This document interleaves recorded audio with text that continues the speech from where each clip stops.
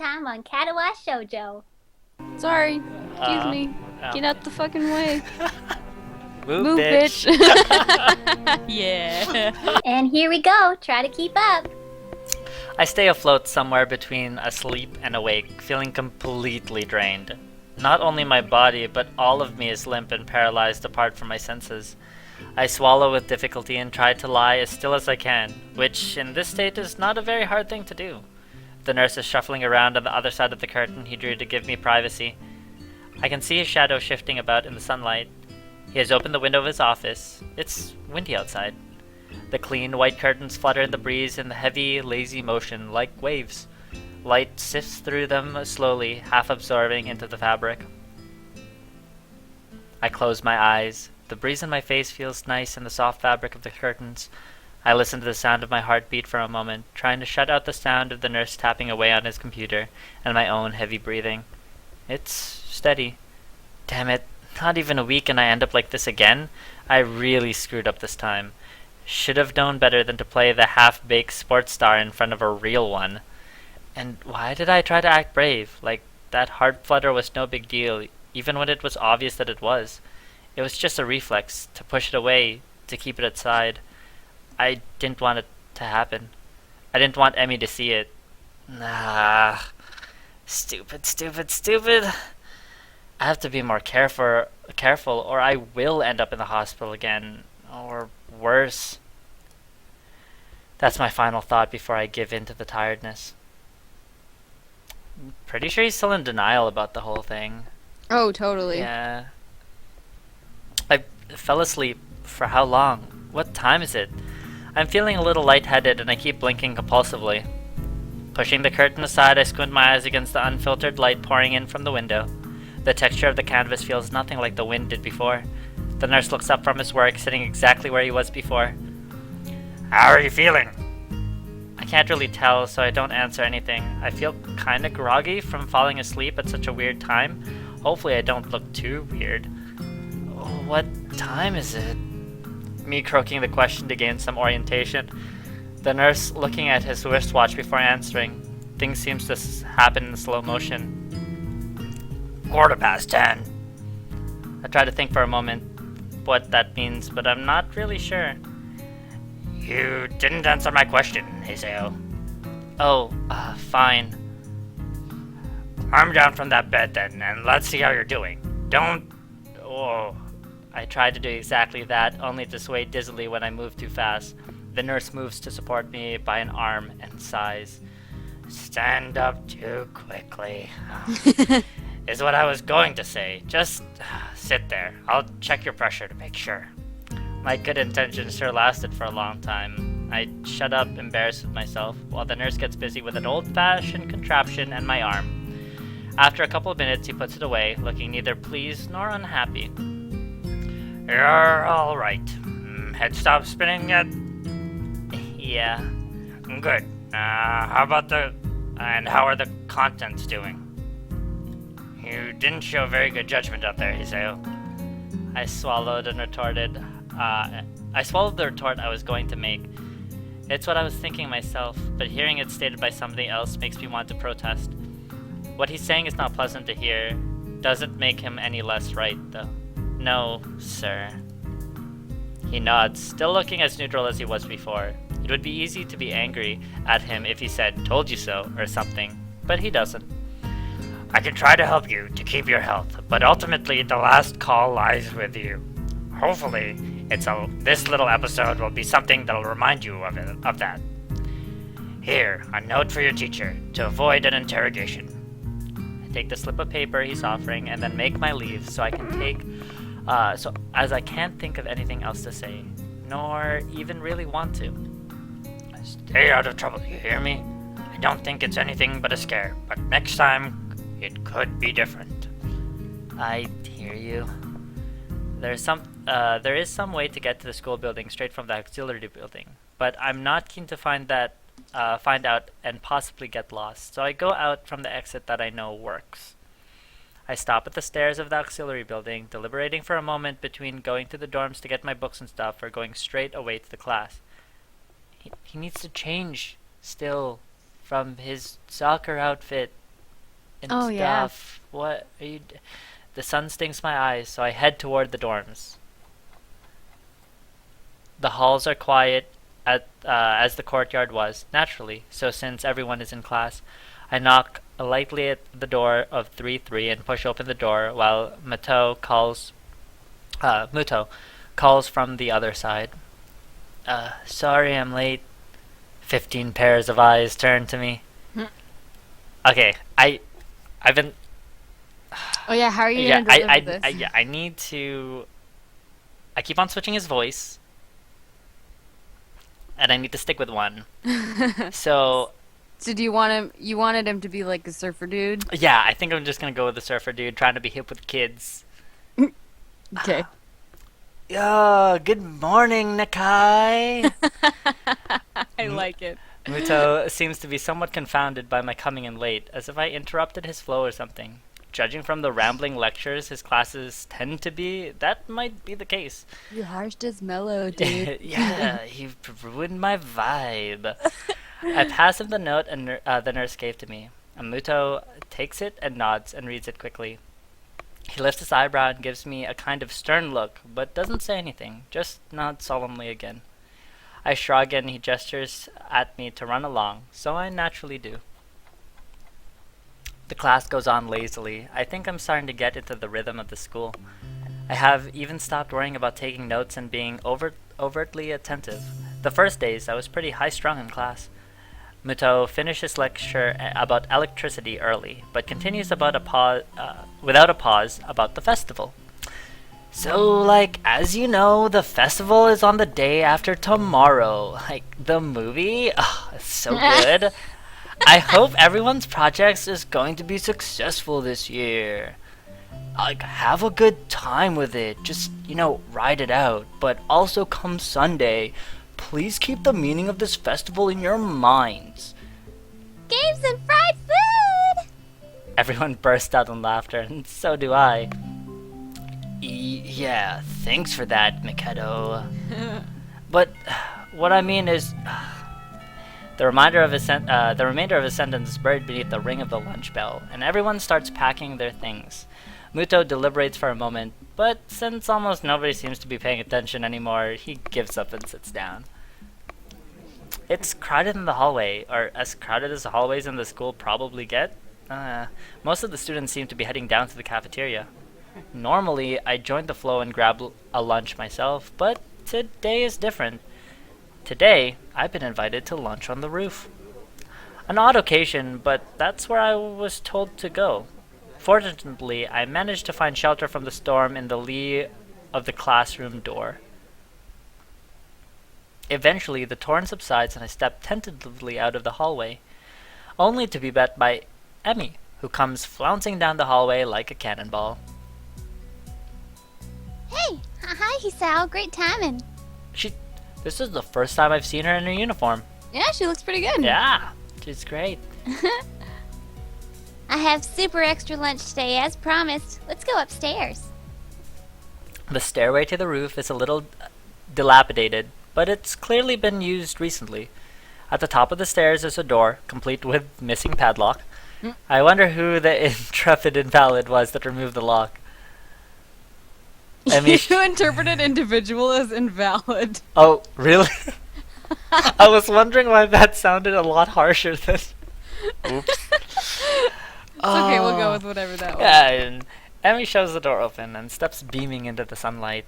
Suddenly, a tall, dark stranger appears out of nowhere, standing imposingly in front of us. Emmy flinches back, almost falling back down the stairs. Eek! Hello. Yipes! You scared me, Rin. Wait, isn't she... Hello. Noticing that Ren is speaking to me, Emmy looks curiously at me. You two know each other? I look confusedly at Emmy. She's that friend of yours? Rin has turned her gaze toward the clouds drifting above the school. I didn't know you knew this person, Emmy. The awkward silence lasts only a few seconds until Emmy lets out a tiny giggle, shrugging the coincidence off. I invited Hisao for lunch. If you know him, that's just better. Oh, does this mean I don't get food? Or did you invite him for lunch without the lunch? Neither. I have food for 3. Nice thinking. Okay, I'm sticking to Irish. Yeah, Yeah. I think it's good. Yeah. Okay. They walk to the other end of the roof while I stay at the clock tower for a while, taking in the atmosphere. There's nobody else but us here. I guess the roof is not as popular as it is in other schools, or in every anime. A few rundown benches and tables are scattered around the edges, perhaps in an attempt to make the rooftop look less desolate. The small pebbles covering the roof rattle beneath our feet. I peek through the chain-link fence to take a look at the school grounds and beyond. Students are strolling in pairs and groups around the quadrangle and at the cafeteria. A few delivery trucks are driving past the school towards the convenience store nearby. Somewhere, a watchdog barks at a passerby.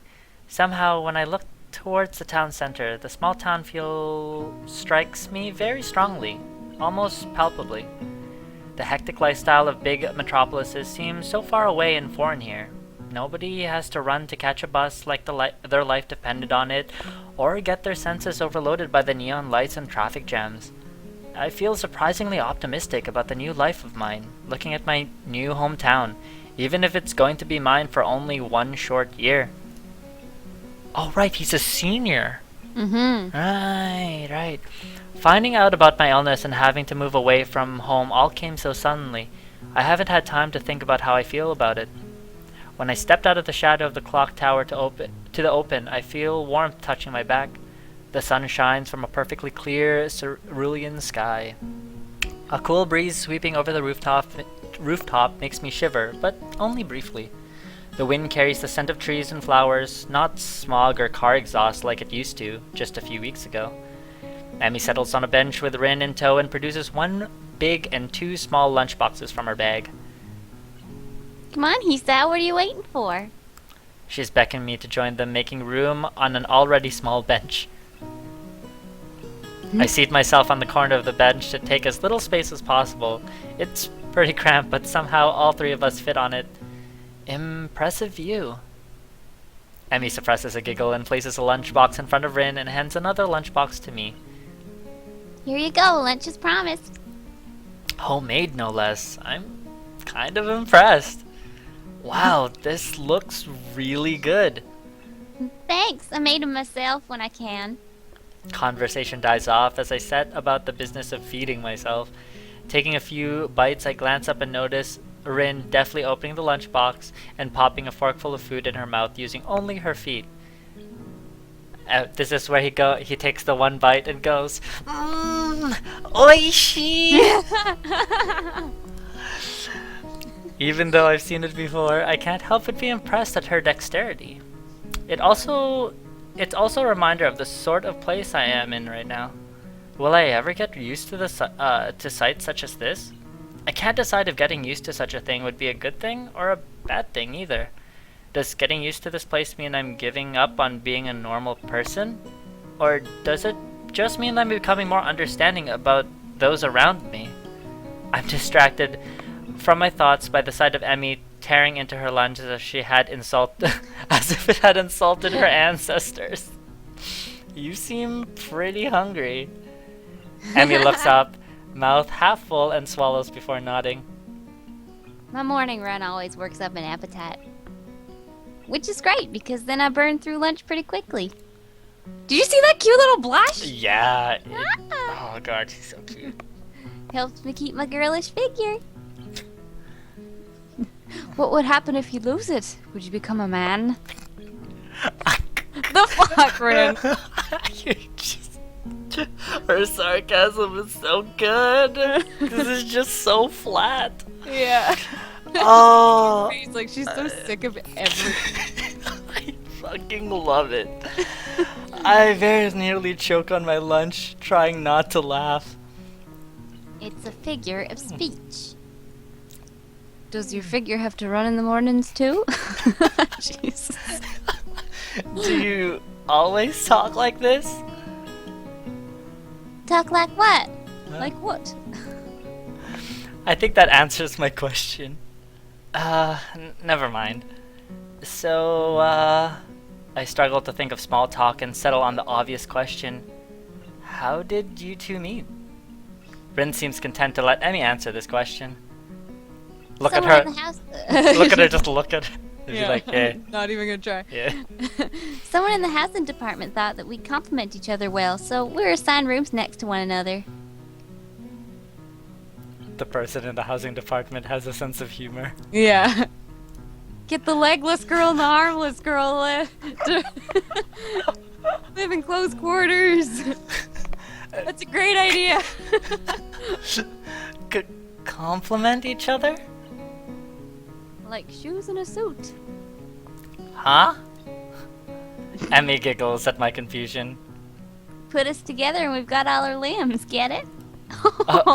Ah. So I started helping Rin getting ready in the mornings, and that was that. I mean, you can't help someone get dressed every morning and not get along. I see. Rin chooses this moment to interject. I have trouble with shirts. Right, that seems fairly obvious. Really? Kind of? You're now you're the asshole. This isn't helping, but at least Emmy seems to find the whole thing funny. That, combined with the fact that Rin is genuinely curious, makes me feel slightly better, and yet confused. I mean, you've got no arms, so, putting on a shirt seems like one of those things that would be difficult. Oh god. You know what? I'm just gonna stop talking now. It'll save me a lot of trouble in the long run. Rin nods in what I suspect is meant to be a sage manner. Oh, you see. Soka. The conversation dies and I turn my attention back to my lunch. It's really quite good. Emmy finishes her lunch first and makes a content noise. Wow. That was good. As she busies herself with cleaning up her lunch, Rin speaks up. I'm thirsty. Oh, I almost forgot about that. Sorry.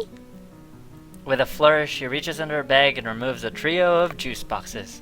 She tosses me one that appears to be cranberry juice, one to Rin that appears to be some kind of strawberry milk, complete with pink color scheme, and keeps an equally pink box of some kind of fruit punch for herself.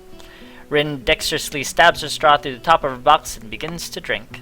Wow, impressive. I'm once Can't again even do that with my hands on the first try. The- I always the- have to like concentrate. the like the sun kissed or the sun punch. That's god, those are horrible. Once again, I'm impressed by how flexible she is, but this time I keep my comment to myself.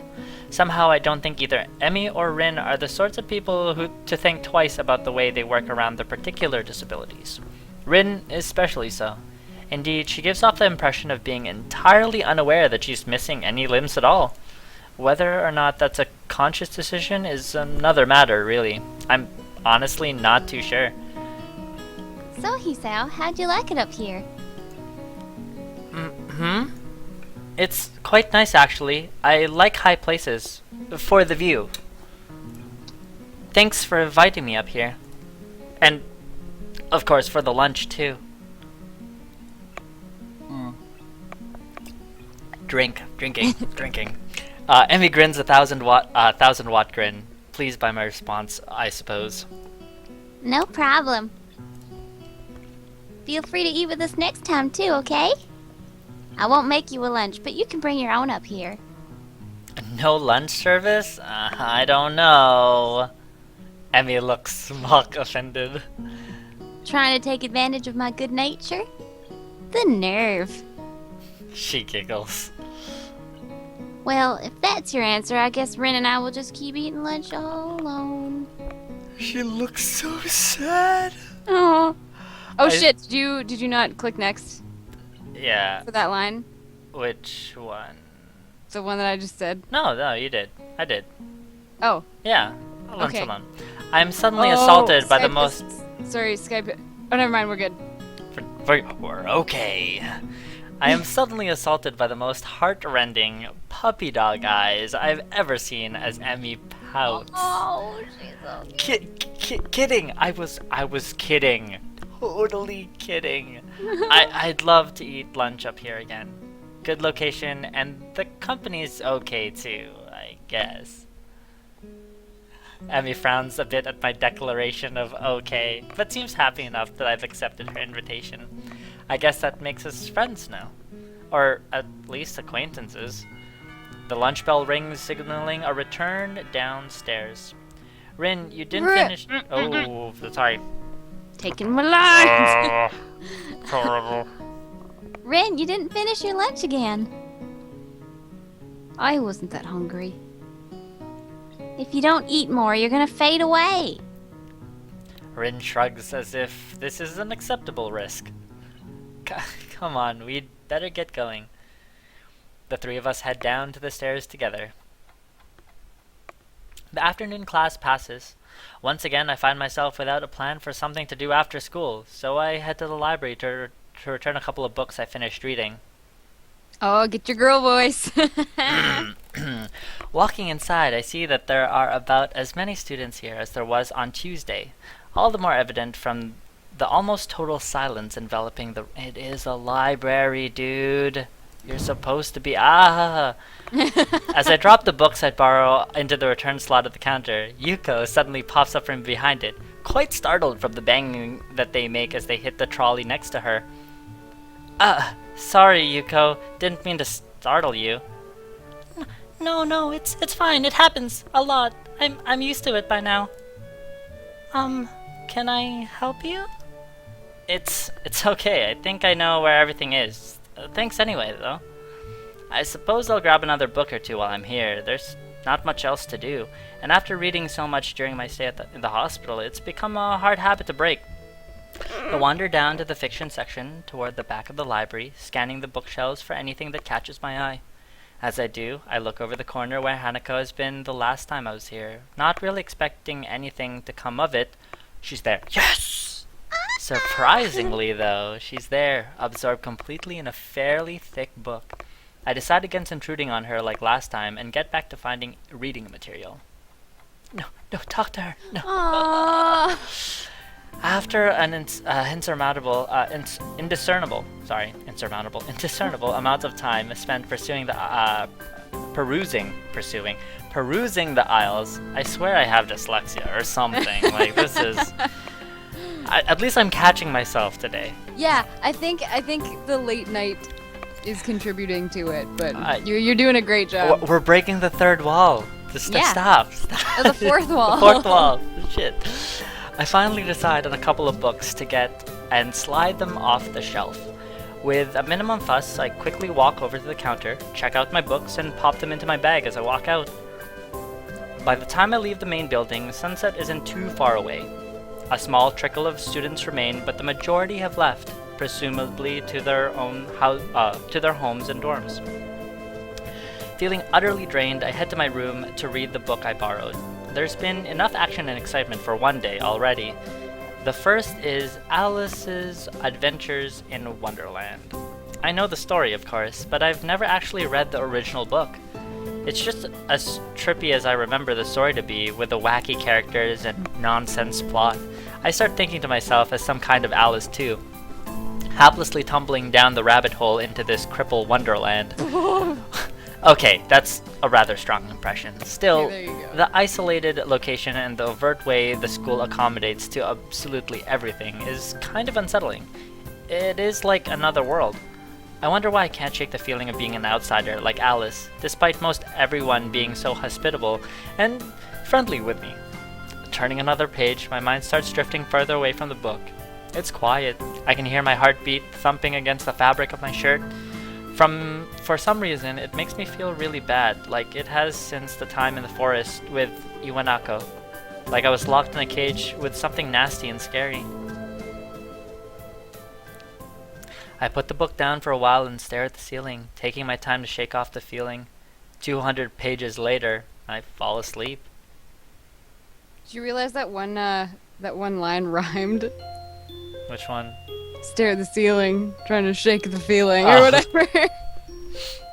Okay. Yeah. He's a poet too. We're gonna save, just cause. Okay, oh. Yeah. It's a new day. The students roll into class for the Saturday morning session. Whoa. Saturday. What the hell? Japan. You don't have classes. Go home. You're drunk. You don't have classes Saturday. Stop. Unless it's club activities, then you can have it on Saturday. Each and every one of them. Probably the festival. Sunday's the festival. Yeah, so they're probably prepping for the festival. Okay, fair enough. Each and every one of them sporting the tired eyes of people who have worked through the night. Ah, okay. With only one day left to prepare, I suppose it's not so surprising. Thankfully, we only have to suffer through classes until lunch break, and then our time is our own. Muto lurches into classroom with a tired... Oh, he's so hungover. I'm gonna say tired swagger. I suppose students are the only people here that enjoy their late Friday nights. Without saying a word, he scrawls some pages and question numbers on the board and slumps down in his desk. He's so hungover. Yeah. That's hungover. It's completely atypical behavior of him, but it appears that no one in the class is going to call him out on it. Wordlessly, the students shuffle their textbooks into position and get to work. Not wanting to break the trend, I do the same. Fatigue has made the class antisocial. Not a peep is heard among the ruffling papers. Even Misha? What? That can partially be attributed to the 2 empty seats besides me. For some reason, Misha and Shizune aren't present, probably doing council work for the festival. It's very quiet without Misha present. I wonder if she was born as rowdy as she is, or if she is making up for Shizune's lack of voice. Nakai, I don't want to bug you or anything, but can I speak with you for a moment, man? Like heart to heart? I'm so engrossed in bro. Bro to bro. Just let's bro out. I'm so engrossed in thinking about Misha that I didn't even notice Muto approaching my desk. Sure, what's this about? It's probably better if we get out of here and talk outside. Something about this doesn't sound too good, but I stand up and follow him out into the hallway. Muto stands in the hallway, scratching his head as he works out what he's trying to say. Not knowing what's going on, I wait silently. So I, kinda heard from the head nurse, bro, that you had a little bit of a wipeout the other day. So it's about that. Well, kind of, but it's not anything to be worried about. Nah, bro. Yes, it is. Anything that could make my little buddy just endanger your health is something to be worried about. We try our best to prepare you for life here. Part of that involves knowing your limits and how to work around them. It would be just totally not bro-like of me if I didn't let you know. All right, I guess. I'm sorry. Muto closes his eyes in frustration, and I realize this probably wasn't the best thing to say. I'm not doing this for you, man. Don't apologize to me, but this is for your own good. A lot of people have put in a lot of time to make sure, you're chill. So you can be just a chill bro, like me.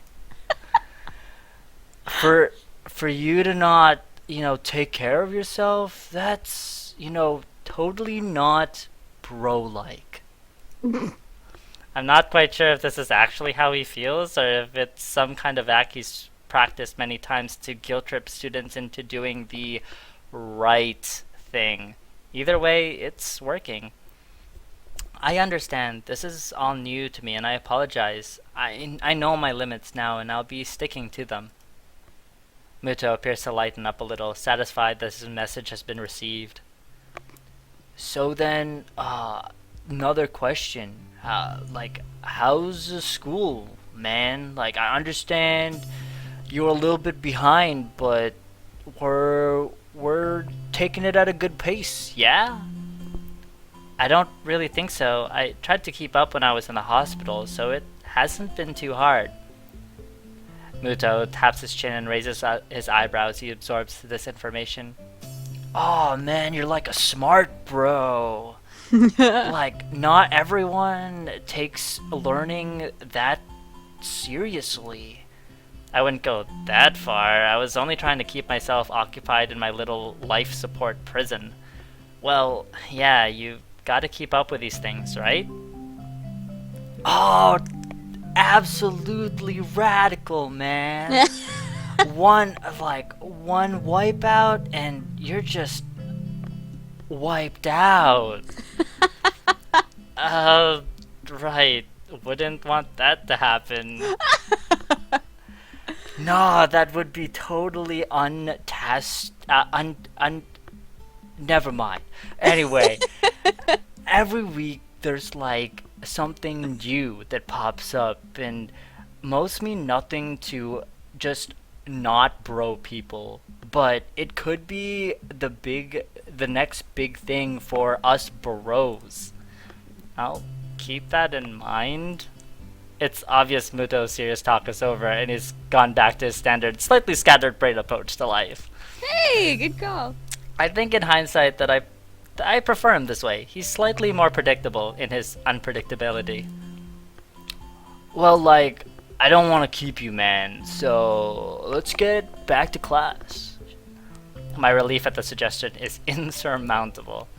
Sure, you're the boss. Right? I mean, you're the bro, right? Muto pauses for a moment.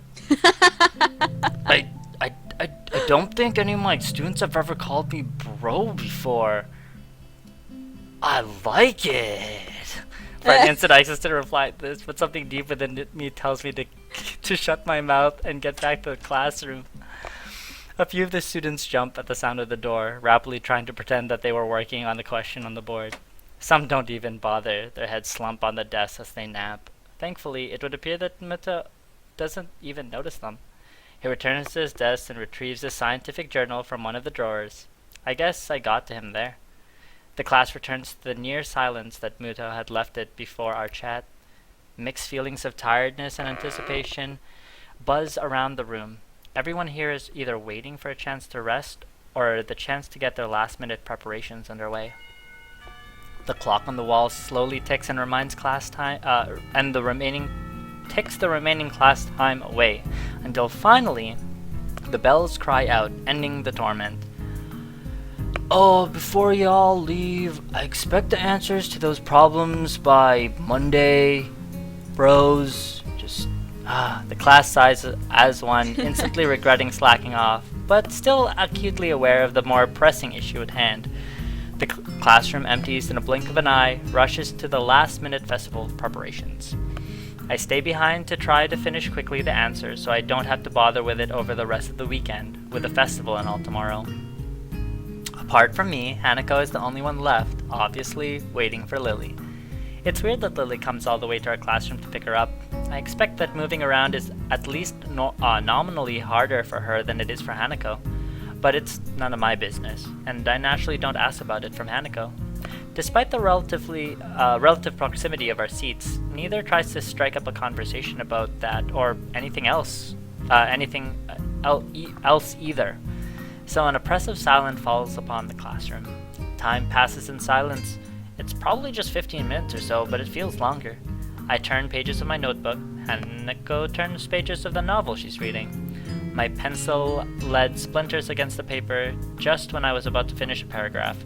The sound of my irritated sigh and subsequent fumbling around for a sharpener feels like they're breaking the mood in the classroom. Hanako keeps her eyes firmly away from my direction. Before long, Lily's tall figure appears in the doorway. Hanako? Her name is all it takes to make Hanako jump up from her desk and run to Lily. Aww. They talk quietly for a moment, but it isn't long before Lily leaves down the hall and Hanako idles back into the classroom, taking her seat once again. I watch Hanako out of the corner of my eye, out of the sheer curiosity at the idea that the two would be separated. For a couple of minutes, she does nothing but sit with her chin in her hand, staring at the desk dejectedly. The boredom evidently becomes too much for her, though, her slender frame reaching into her bag and pulling out a small book. Come to think of it, this isn't the one I saw her reading in the library. She must be quite a fast reader to get through them at this rate. Because, you know, you can't start multiple books at once, right? Oh yeah, no. Gotta do start to finish. And then start a new one. After about 10 minutes of restlessly shuffling in her seat and trying to read, Hanako closes her books and leaves to— No! Oh. As should I. Soon. The festival is tomorrow. Yeah, as should I. Since the assignment is all but finished, and there is nothing else to do in the classroom. Not that I have anything to do anywhere else, either. The school is a beehive of activity, but nobody pays me any heed. I saunter past classrooms filled with students frantically doing this and that, buzzing around like little worker bees. You wouldn't guess the school day is over. It's a bit quieter outside, but not by much. People zip by left and right, hurrying as quickly as they can, busy and energetic. I feel the opposite. The midday sun seems to be draining all of the spirit out of my body, making it feel limp all over. Warm, soft air flows inside my shirt, feeling like a cushion. I yawn lazily, thinking about what I'd do. I'd drop off my books at the dorm first, and then something I haven't decided yet. Maybe Kenji is in his room. Oh no, why? You know you're desperate when you want to hang out with Kenji. On the way to dorms, I spot Emmy coming my way, running despite not having those weird running prosthetics on. I wave at her and she skids to a stop. Yo, Hisao. Spatters of white and green paint adorn her nose and chin respectively, but her smile is wide, as it seems it always is. She leans closer to me, amplifying the feeling she is examining me. What you doing? Nothing really. I don't have anything to do for the festival, and everyone else seems to be doing something important. That's perfect. Then you can help me and Ren. With the festival preparations? I'm not sure if I would be of much help. That's fine. I'm not much help either. Emmy grabs my wrist and starts dragging me back inside the school quite forcefully. Even her walking speed is more like jogging, making me stumble over myself simply trying to keep up. The stairs slow Emmy down a little bit. Maybe it's hard to climb with her legs, or maybe she's finally run out of breath. We go all the way back to the third floor and to the seniors' hallway, ending up where I left literally 5 minutes ago. I could just as well have stayed here waiting for Emmy, had I known. So is Rin working on that mural still? That's right. She needs all kinds of paints and brushes and stuff, so I went to get them from the art classroom. And you need me to help with that? Well, Rin told me you already helped her, so I thought you wouldn't mind. I see.